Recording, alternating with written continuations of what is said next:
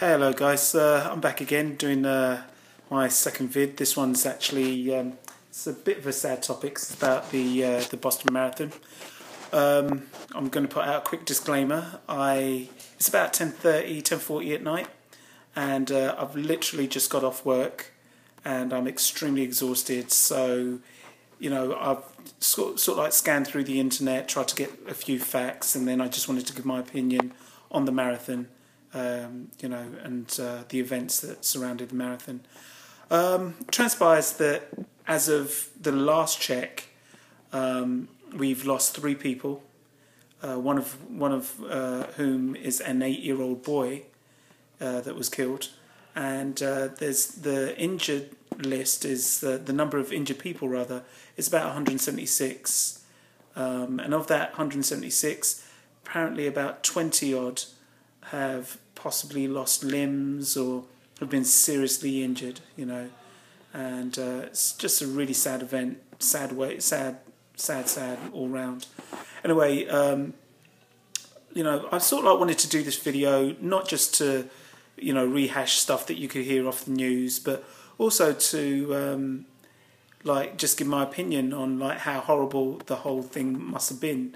I mean, for those of you that don't know, I'm actually going to be doing some marathons next year, and I'm just generally trying to get myself back in shape and doing some decent endurance sports and stuff like that, and just seeing how far I can push my body at this advanced stage of my life. And I know that running a marathon and coming to the end of it, or even being in the middle of a marathon, no matter how far you got, to run into all that chaos, bombs, smoke, blood, people crying, screaming, possibly even dead bodies. To run into that, it's just something it's unimaginable. It really is. It's a really horrible scenario. And so, my heart really does go out to those people. I will give a little bit of insight. I want to try and keep some of my life private, but I'll give a little bit of insight to myself. I actually have been planning to run a set of marathons for quite some time, but due to the logistics of my jobs and the time off and everything else, I actually have not been successful in getting this project off the ground thus far. So, in a way, it may have been a blessing in disguise, because, had I been successful in getting the time off and getting, all the things in place that I needed logistically, I probably would have been out there in Boston myself. And I'll be honest with you, the timing for those bombs was perfect. It really means the person was trying to cause as much damage as possible, because all the top runners usually do a marathon within 2.5 hours, within that 2.5, 3 hour mark. And then from the 3.5 hour, 4.5 hour, 5 hour mark, that's when most of the regular guys and girls, people like you and me, will come sauntering through, if at all we make it during that time, And so to have the bomb go off at that 4 hour mark, it's just pure evil, Sad, because I hear that there is a hospital called Tufts Hospital out there in Boston, and they also had a bomb scare. So lots of the people who had been carried from the bomb site to hospital to get their wounds seen to and get themselves, on the road to recovery, they were suddenly being marched out of the hospital, being moved out to evacuation spots just outside of Tufts Hospital in Boston.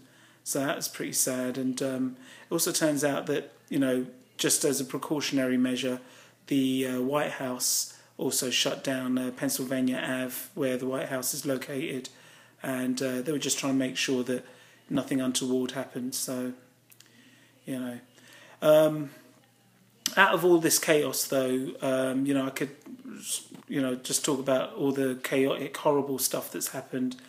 But there was something that I found really, really heroic, and anyone who's ever run any kind of long distance, I don't care if you've run a 5-mile run or you've run a 10-mile run, you will appreciate, what this gentleman did. There was a gentleman who ran the race, completed 26.2 miles on foot, completed the race. Just as he completed the race, that's when the bomb went off, and that's when all the chaos started kicking off. And this gentleman happened to be a qualified doctor.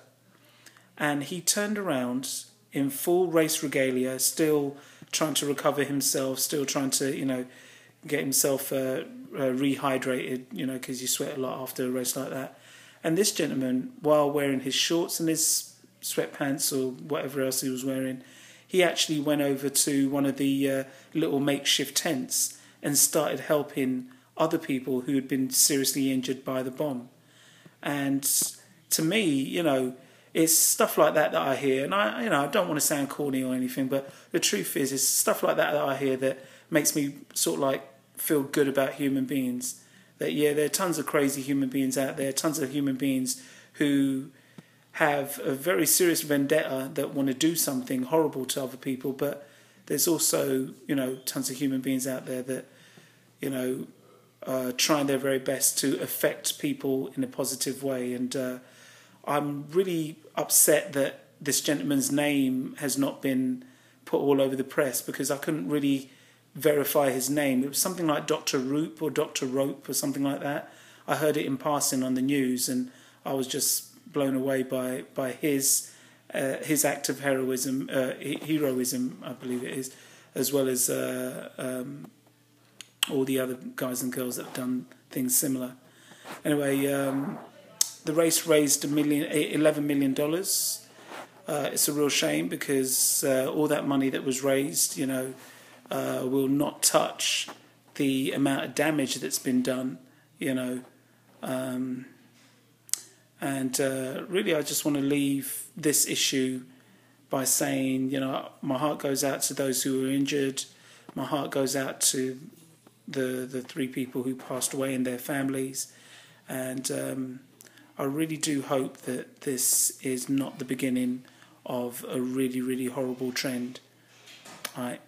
I've got to go to bed. I'm extremely exhausted, just finished work. And, if I'm garbling my words, then, forgive me, it's fatigue. All right, see you guys in a little bit, and hopefully next time it'll be a more positive video talking about, something a little bit more upbeat. All right, good night, guys. Bye.